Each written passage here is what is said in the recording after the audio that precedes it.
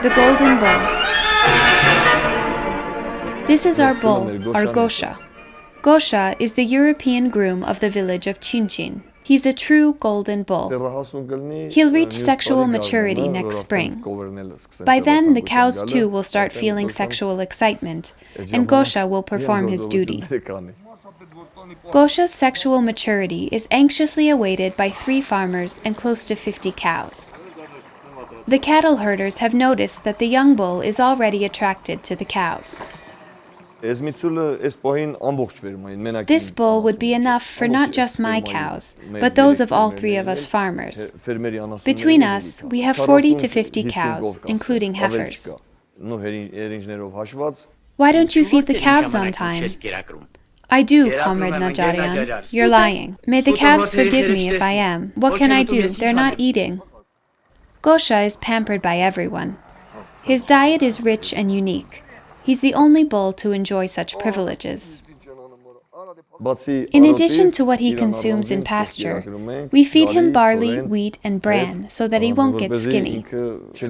Large cows of Gosha's Simmental breed can yield between 30 and 40 liters of milk daily. In contrast, Armin's best cow produces no more than 15 liters a day. Our cows yield between 10 and 15 liters a day, not more. A good cow in our herd would yield 15 liters, while we have cows that yield only between 5 and 8 liters. Calves produced from the coupling of young Swiss-bred Simmental bulls and local Caucasian black cows grow up to produce twice as much milk as their mothers do. We'll see that in 3 years, because that's how long it takes for the cattle to crossbreed and for the calves to grow to become heifers. The young bull was donated to the village by the HimnaTavush Development Fund, which is supported by the Hayastan All-Armenian Fund and the government of the Hauts-de-Seine district of France. Today, young bulls imported from Europe are being crossbred with local calves at the HimnaTavush breeding farm in Lusadzor. I have applied to HimnaTavush and personally requested from Mr. Tumanyan to provide us with a young bull so we can improve our cattle breed. We've come to ask for a young bull. What? A young bull. A young bull to improve our local breeds. That's a great idea. Gosha was brought here in May 2015. He weighed 200 kilos.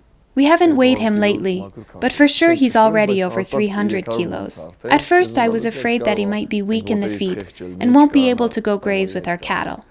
But boy, was I wrong. The goal of HimnaTavush is to help make cattle farming in the border region of Tavush profitable, so that people will not lose hope and abandon their villages, considering there's already enough reason to not feel hopeful in these parts. Right now, our profit margins are very low, whether you're talking about milk, cheese, or beef. Today, a kilo of beef in Yerevan is sold for 2,500 drams. The wholesaler buys it from the farmer for 1,800 drams a kilo. If 500 drams of this amount is left to the farmer after expenses and taxes, then he's making about $1 of pure profit per kilo. As for us, we would gladly settle for half $1 of profit per kilo, but we don't make even that much. The price of a liter of milk is the same as a bottle of beer, Tavush farmers point out, as they explain why they're cautious about expanding their businesses. Although I have quite a few animals, I would like to enlarge the herd, but market instability makes me think twice. Right now, for example, milk prices are falling. The prices of dairy goods produced by big manufacturers are constantly going up, while the prices of products by small farmers like us keep falling. Armin Gabrielian has 4 employees. This is a significant number for a village like Chinchin, which continues to lose residents to migration. People are leaving for Russia because they're unemployed and have no financial security. What kind of neighbors would we be if we don't help one another? Go ahead and take it. If Gosha lives up to the farmer's expectations and his offspring go on to yield twice as much milk, Armin will be able to create 2 more jobs at his small cheese factory. In the meantime, he'll have to continue to work 7 days a week from dawn to midnight.